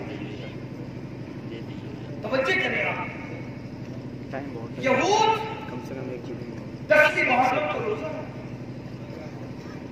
सरकार ने पूछा क्यों रखते हैं? कहा हुजूर की मूसा अलैहिस्सलाम को निजात मिली थी, खुशी है। सरकार फरमाते मूसा हमारे पैगंबर इससे ज्यादा हम हकदार खुशी करने हैं, लेकिन हम रोजा रखेंगे मगर इस नेकी में भी इससे मुशाबिह नहीं होगी, ये सिर्फ 10 को रखते हैं हम 9। जिस मजहब ने नेकी में भी यहूद और नसारा की मुशाबिह को मना कर दिया, तुम झूठ और हराम में उनकी मुशाबिह कर रहे हो। अल्लाह के रसूल अलैहिस्सलाम मक्कातुल मुकर्रमा में बगैर मांग का अपने सर मुबारक को ज़ीनत देते थे और अल्लाह के रसूल अलैहिस्सलाम बगैर मांग के सर में कंघी करते। लेकिन जब मदीने शरीफ आए तो देखा कि यहूद भी वैसे ही सर में कंघी करते, मांग नहीं निकालते, तो हुजूर ने उनसे मुशाबिह न हो जाए, सरकार ने कंघी में भी उनसे मुशाबिह को गवारा नहीं फरमाया और हुजूर ने मांग निकाल करके और आप झूठ में यहूदियों से मुशाबिह नहीं किया। इतनी फुल बना रहे हो, अल्लाह अकबर, तुमने सच का कोई दिन नहीं बनाया। सुनो, जो मजहब झूठ में मबनी हो इतनी फुल की इजाजत ना हो सकती है। हमारा मजहब तो इतना सच्चा है कि हमारे नबी को उनके दुश्मनों ने भी सादिकुल बातिल अमीन कहा।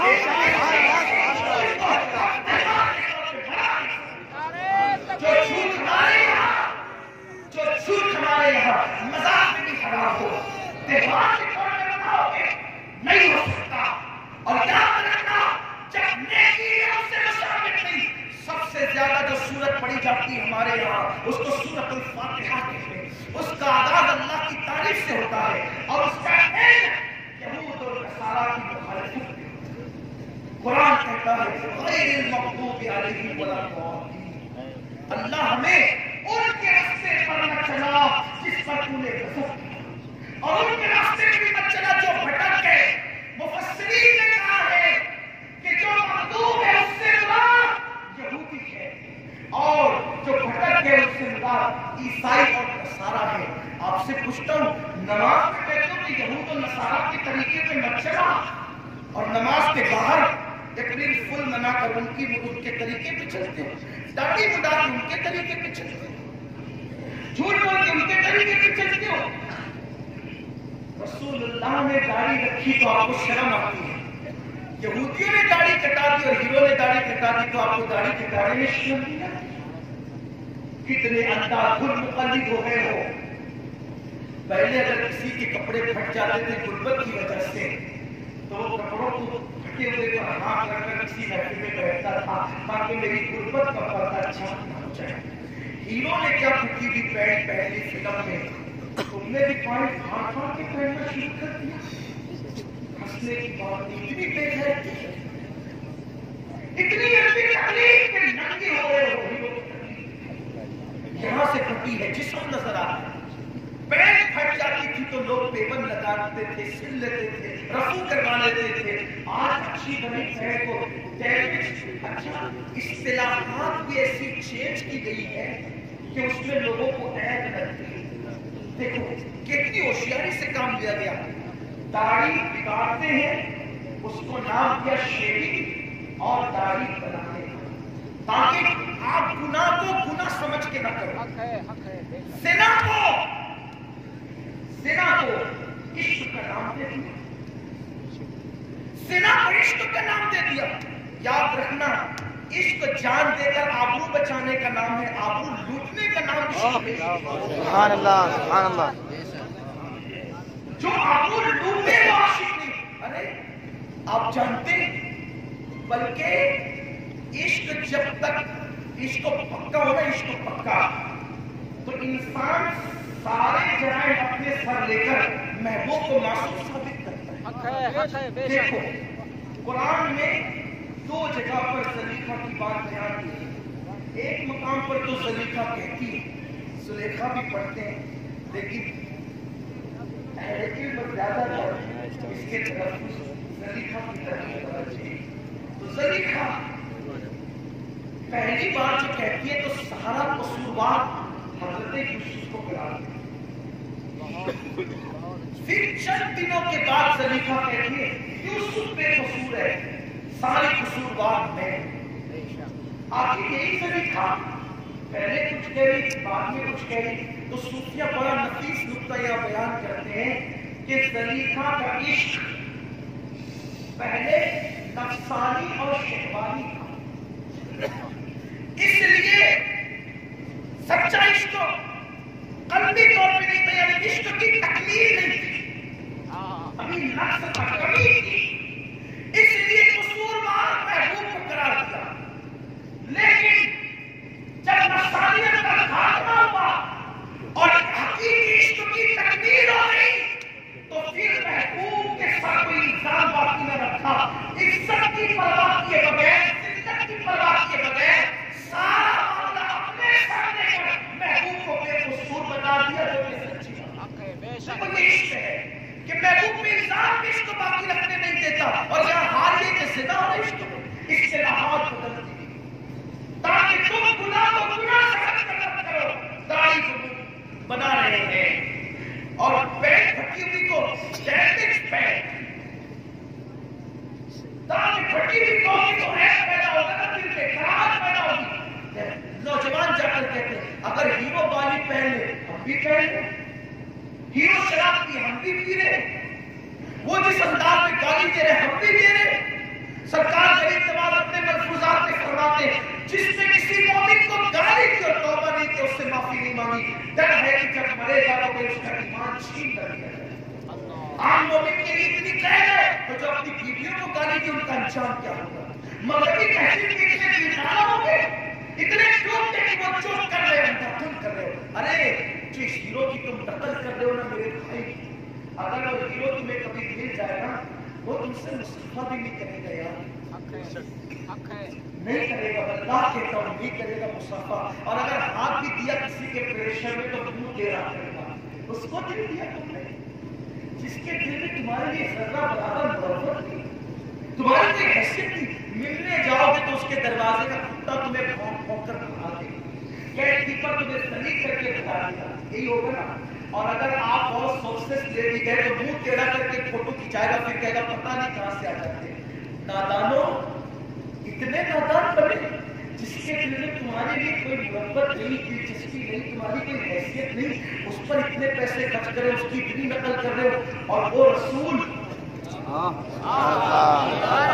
جس نے تمہاری پیدائش سے 14 صدیاں پہلے رات رات پر تمہارے لیے مغفرت کی دعا کی ہے، اس کی سنت کو شامل کرنے کا کتنی محبت کی ہے۔ میں بات آخر پڑھنے چلا تھا، لیکن حضور نے محبت کتنی کی ایک روایت میں بخاری شریف سے پڑھنا چاہتا۔ ایک مرتبہ بی بی زہرا پاک سیدہ فاطمہ اپنے ابا جان کی بارگاہ میں میرے کی بابا آپ معراج پر گئے تھے تو آپ نے اللہ سے بہت سی باتیں کی، قرآن کہتے ہیں فاوحیٰ الی عبدہ، بھول جاتے ہو بابا پیچھے کچھ ہے۔ اللہ نے جو باتیں کرنی تھی اپنے محبوب سے کی تو وہی کرنی کی۔ یا رسول اللہ، نہ آپ نے اس راز کو بتایا نہ اللہ نے بتایا، حضور بتائے نا کہ آپ نے اللہ سے کیا کیا باتیں کی۔ سرکار فرماتے میری بیٹی میں ساری باتیں تو نہیں بتاتا، لیکن ایک بات بتاتا ہوں کہ اللہ سے میں نے جو باتیں کی ان میں سے ایک بات کیا کی، جب میں اپنے اللہ کے قرب خاص میں پہنچا، یعنی معراج کا ذکر ہو رہا ہے، معراج شریف آنے والی تھی، معراج کا ذکر ہو رہا ہے، حضور اللہ کے اتنے قریب ہوئے، اتنا قریب کوئی نہیں۔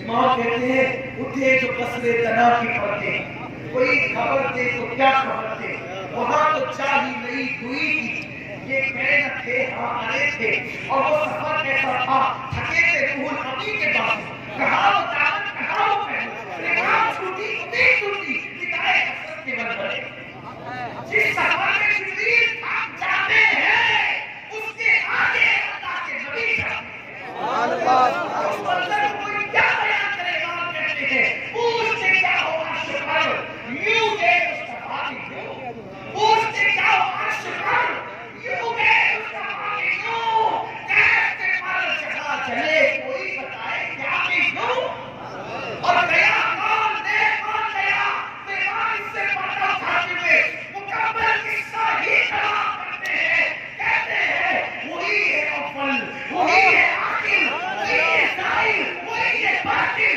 اسی کے جلوے اسی سے ملنے اسی سے اس کی طرف کہتے اسی کے جلوے اسی سے ملنے اسی سے اس کی طرف کہتے، اور مزید کہتے بندہ ملنے کو قریب حضرت قادر گیا، لمحے باطن میں تم نے جلوے ظاہر میں حضور اتنے قریب گئے کہ جہاں کیف کے پر چڑھتی، جہاں جبریل تک کر بیٹھتے ہیں، جہاں کسی کا گمان نہیں چڑھتا، حضور وہاں گئے۔ کمال انکار کے جھوٹے نقطوں تم اپنا آخر کے گھیر میں ہو، محیط کی چال سے تو پوچھو کدھر سے آئے کدھر گئے، حضور کہاں وہاں گئے، اور حضور کہتے ہیں خدا کا دیدار کیا، انی رأیت ربی، میں نے اپنے رب کو دیکھا، حضور نے کہا دیکھا، اتنے قریب حضور فرماتے ہیں کہ اللہ نے میرے کندھوں پہ اپنے دستخط اپنے دست قدرت اپنے ہاتھ کے ساتھ اس کی شان میرے کندھوں پہ رکھ دیا۔ سوچو حضور علیہ السلام بڑی بات کہیے، استاد زمن مولانا حسن بریلوی نے تو یہاں تک لکھا ہے، کہتے ہیں کہ جب میں معراج پر گیا تو میرے اللہ نے کہا حبیب تجھے پتہ ہے کہ میری سلطنت کا دولہا کون ہے، حبیب تجھے پتہ ہے میری سلطنت کا دولہا کون ہے، حضور نے کہا میں خاموش رہا، تو اللہ نے کہا محبوب تجھے بتاتا ہوں میری سلطنت کا دولہا کون ہے، اللہ نے بھی کہا نہیں کہا بتاتا ہوں میری سلطنت کا دولہا کون ہے، اور جب اللہ نے پردہ ہٹایا حضور کہتے وہاں میں ہی موجود تھا، میری سلطنت کا دولہا ہے، خدا کی سلطنت کا دو جہاں میں کون دولہا ہے، تم ہی تم ہو، تم ہی تم ہو، یہاں تم ہو وہاں تم ہو۔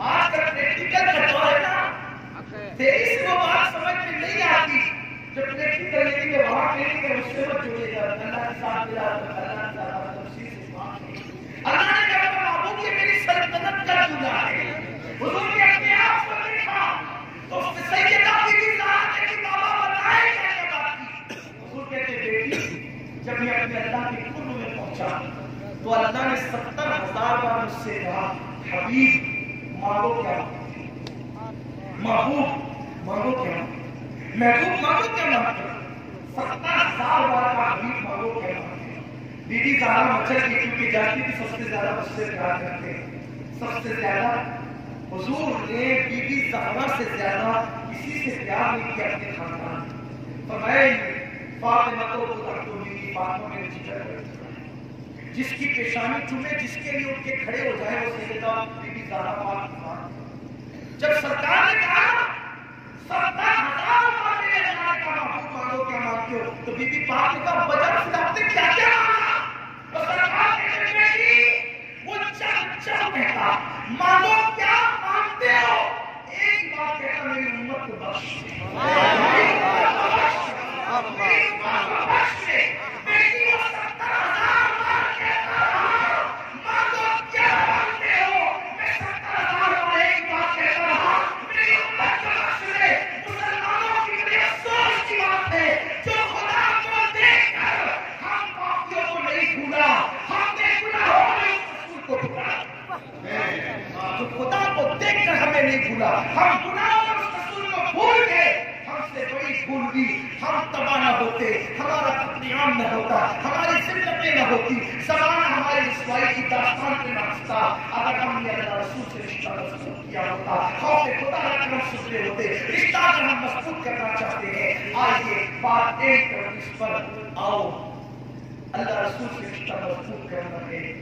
دور چلے گئے وہ کوئی بات نہیں، گناہ کریے کوئی بات نہیں. اسلام اور دوسرے مذاہب میں یہی فرق ہے، وہاں گناہ کرنے والوں کا استحسان کیا جاتا ہے اور یہاں گناہ کرنے والوں سے کہا جاتا ہے سبقت رحمتی اللہ وغضبی، میری رحمت میری غضب کی سبقت دے دی ہے. اگر کوئی توبہ کرے من تاب اللہ لہو، جو توبہ کرے اللہ اس کی توبہ کو قبول کرتا ہے. سرکار فرماتے ہیں جو گناہ سے توبہ کر لے وہ ایسا ہے جیسے اس نے گناہ کیا ہی نہیں. میرے عزیز بس ایک اس پہ کرتا ہوں، آؤ مبارک مہینہ ہے رجب المرجب کا، میراج شریف قریب آنے والی ہے.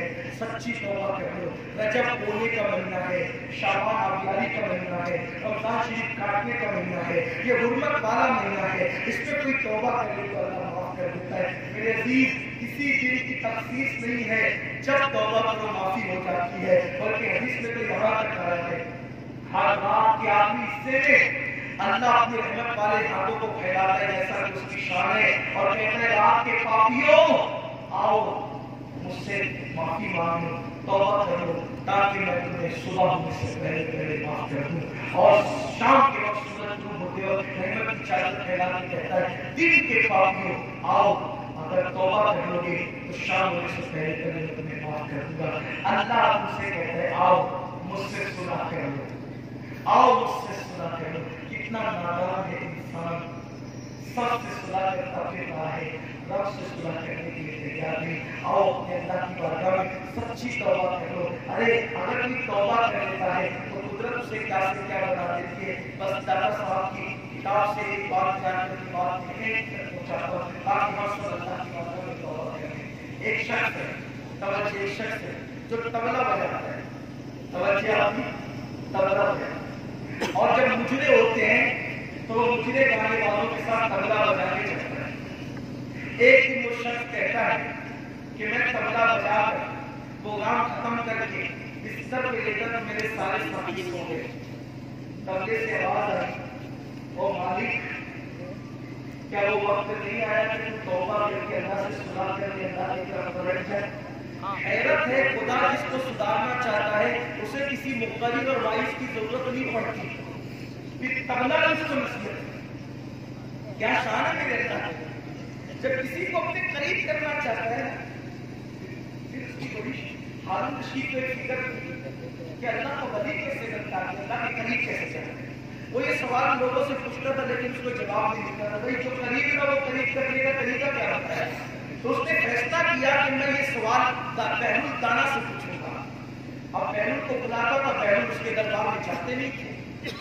ایک دن ہارون نے کہا ایک کام کرو، وہ دیوانہ اپنی مستی میں چلتا ہے تو ہمارے چونکہ محل کی گلی ہے اس میں بچھا تو ایک کپڑا، اور جیسی بہلول اس کپڑے میں پیر رکھے گی نا تو اتنا بڑا تھان ہو کہ بہلول کو اوپر اور محل مل جائے. میرے ساتھ ایک ہی سوال تو پوچھنا ہے پھر چاہے چلے گئے.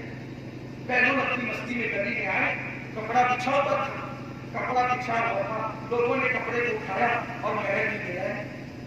ہارون کے سامنے ہو گیا. ہارون نے کہا بیرون ایک سوال کے لیے یہاں تک بلایا ہے, اللہ اپنی قربت کیسے ادا کرتا ہے؟ بیرون نے ہنس کے کہا جیسے تو نے اپنے محل میں بلا لیا مجھے ہے, ویسے وہ اپنی بارگاہ میں اپنی قربت ادا کرتا ہے. چلتی نہیں ہے, اگر وہ چاہے تو اللہ بھی اس سے کرتا ہے, اور اگر وہ نہ چاہے تو ولیوں کی صحبت میں رہ کر بھی برداشت کرنی.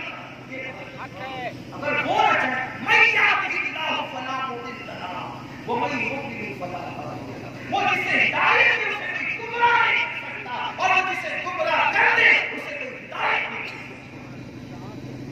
تو کیا ہوا؟ تبلیغ سے نہیں آنے وہ وقت نہیں آیا کہ تو توبہ کر کے صلح کر کے چلا جائے اللہ کی طرف. تبلیغ سے آواز سن کر کے مالک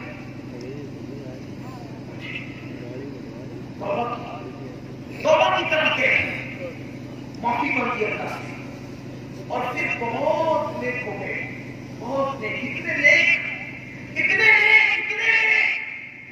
کہ بڑے بڑے اولیاء ان کا احترام کرتے تھے. وہ جو پہلے سجدہ لگاتے تھے توبہ کے بعد, وہ مالک کون ہے پتہ ہے؟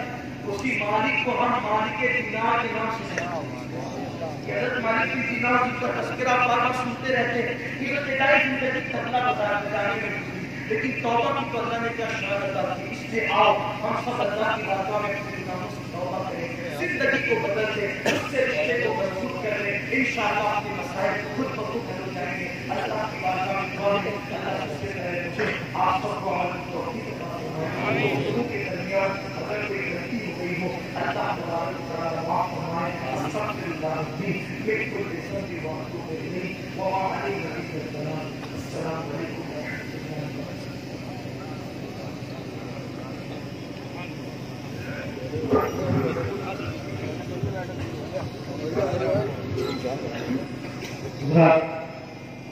نئے ادب و احترام کے ساتھ اب ہم جاننا ہے کہ شیخ الحدیث مناظر اہل سنت حضرت علامہ الشاہ مفتی الفاظ الحسن صاحب